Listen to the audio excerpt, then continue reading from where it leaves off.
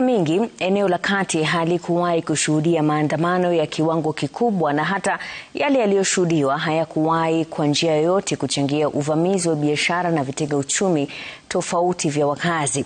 Ila mwaka huu wa 2025 matukio mapya yalishuhudiwa eneo hilo, ikiwa ni pamoja na mali kuporwa na vifo vikishuhudiwa wakati wa maandamano ya Juni tarehe 25 na Julai tarehe 7. Na kama anavyoangazia sasa kama Mwangi, Nyeri ni mojawapo ya kaunti zilizoshuhudia matukio haya, ikiwa ni pamoja na pia matukio ya kuvamiwa kwa wanahabari na kuafikiwa kwa rekodi ya binadamu wa kwanza duniani kukumbatia mti kwa muda mrefu zaidi. Tazama.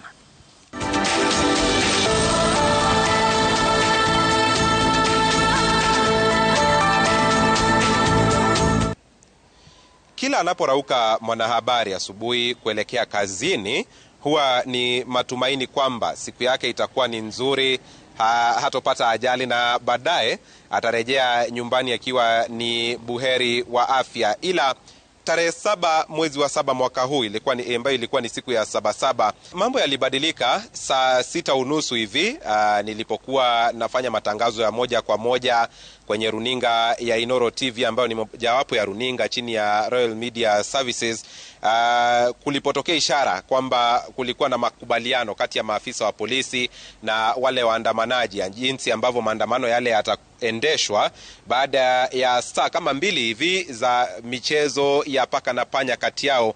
Na ishara zenyewe zilifika na dalili kwamba wanahabari hawakutakikana kwenye eneo la tukio. Walipoachiliwa kuendelea na maandamano yale, walifululiza moja kwa moja mpaka nilipokuwepo, na ghafla wakamfumania mpiga picha wakijaribu kumnyang'anya kile kifaa cha kupeperusha matangazo ya moja kwa moja, kwa maana live view iliyokuwa kwenye mgongo wake na kamera ambayo sasa alikuwa ameishika.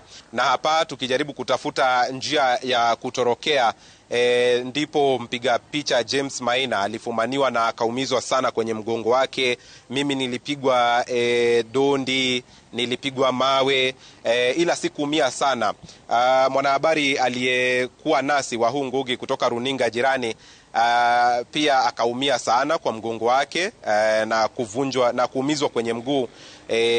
Na hapa ndipo tulitorokea kulikokuwa na usalama, maafisa wa polisi wakifika baada ya sisi kufumaniwa na kuumizwa, ila walitubeba na ile gari yao na kutuondosha walipokuwa wale waandamanaji. Matukio mengine ya kipekee ambayo yalitokea mwaka huu, haswa wakati wa maandamano, ilikuwa ni kuvunjwa kwa biashara za kibinafsi, na zaidi duka la jumla moja ambalo liko mjini Nyeri, na ambalo tarehe 25 wakati wa maandamano ya kumbukumbu ya maandamano ya Gen Z mwaka uliopita lilifumaniwa na kuporwa na vijana, huku mali ya mamilioni ya pesa ikiibiwa. Nakumbuka pia nikipokea picha za waliohusika wakivibeba ama wakivisafirisha kati ya vifaa ambavyo waliweza kuvipora huko. Kuna wale ambao walikuwa wamebeba runinga, kuna wale ambao walikuwa wamebeba fridge, kuna wale ambao walikuwa wamebeba nguo, vyakula vilivyokuwa vimeporwa pale. Pia mjini Karatina, ambako kulikuwa ni eneo ambalo wanahabari hawakukubalika kuelekea, tulishuhudia uharibifu ule, vifo 2 kulingana na maafisa wa polisi. Kuna yule kijana Ken Ouma ambaye alipigwa risasi akiwa kwenye gym moja, ghorofa ya 3. Nakumbuka tukienda pale na kuonyeshwa alipopigiwa risasi, maafisa wa polisi wakijaribu kukabiliana na kati ya waandamanaji ambao walikuwa wanajaribu kuzipora biashara. Tukio la pili nalolikumbuka mwaka huu lilikuwa ni jaribio lile la mwanadada Trufena Muthoni, binti mwenye umri wa miaka 22 na ambaye alikumbatia mti kwa saa 72. Na kwenye upeperushaji wa taarifa hii, nakumbuka wengi wakiyauliza maswali tu, jinsi vipi mtu anaweza kusimama kwa saa 72 bila chakula, bila kwenda msalani na mambo kama yale. Na nakumbuka kabla ya saa 6:25 alipokuwa anafaa kukamilisha ile quest yake, umati wa watu uliokuwa umefika kufikia hayo masaa ulifanya coverage ikawa ni vigumu sana.